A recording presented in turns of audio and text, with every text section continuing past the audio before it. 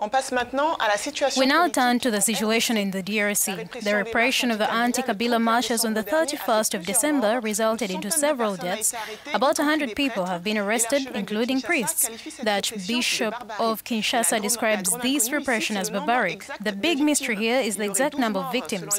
There are 12 deaths according to the organizers of the protest, at least 5 according to the UN, 1 death among the policemen according to government, and no death according to the Congolese police.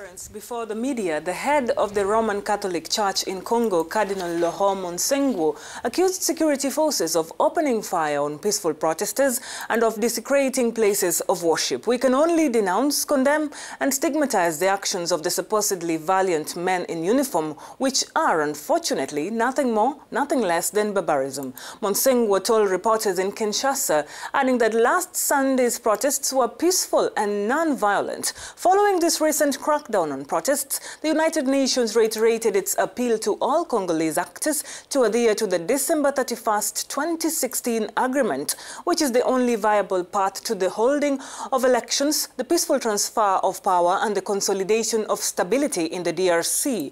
France, too, expressed its concern about the violence and the election timetable, saying the right to peaceful protest is an essential component of democracy. We'll try to clarify this with Jean-Jacques Wando, a political and military analyst who now joins us on the line. Mr. Wando, good morning. After these events of 31st December, the Catholic Church considers that the forces of law and order have gone too far. Would you agree with that?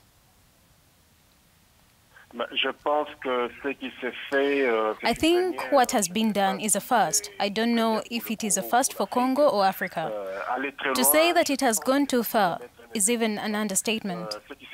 What has happened is inexcusable and must be condemned in every way. The security forces or the armed forces have gone beyond the legal prescriptions. Do you think we are heading towards a tougher repression against the anti-Kabila? I think that yes, it's part of the power struggle of the authorities, because after having done everything to sabotage the electoral process, and in particular to defeat the agreement that was signed on the 31st of December 2016, and now this agreement ended on 31st December 2017, we find ourselves faced with a regime that no longer has popular support, because the only support it can have is through the elections.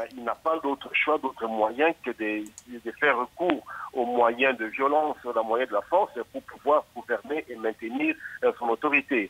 Donc pour moi, je pense que aussi sur base des informations assez convergentes qui me parviennent via diverses sources, dont les sources sécuritaires autour du président, c'est vraiment la posture qui a été décidée déjà depuis 2015.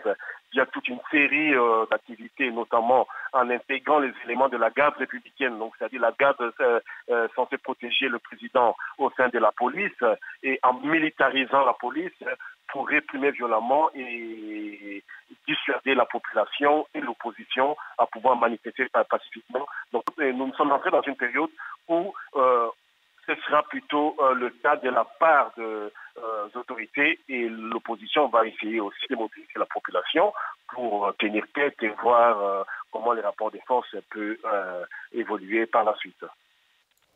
However, the demonstrators insist on peaceful protests. So is it possible today to demonstrate without fear in DRC against the government?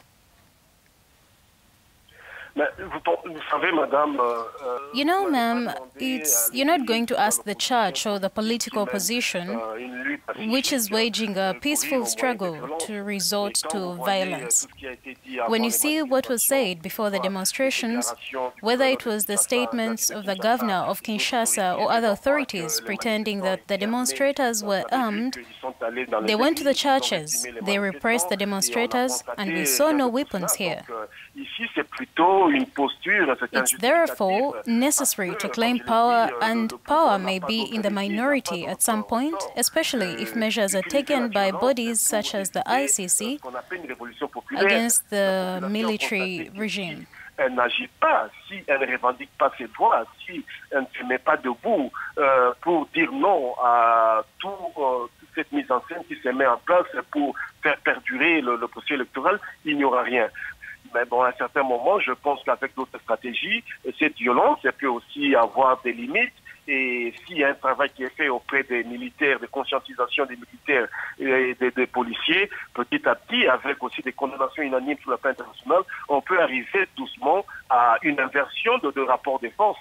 Moi, je pense que c'est un droit qu'il faut revendiquer, et le pouvoir, à un certain moment, risque d'être minorisé, surtout si, par exemple, la communauté internationale, qui est la CPI, commence à prendre des mesures assez sévères contre certains militaires du régime.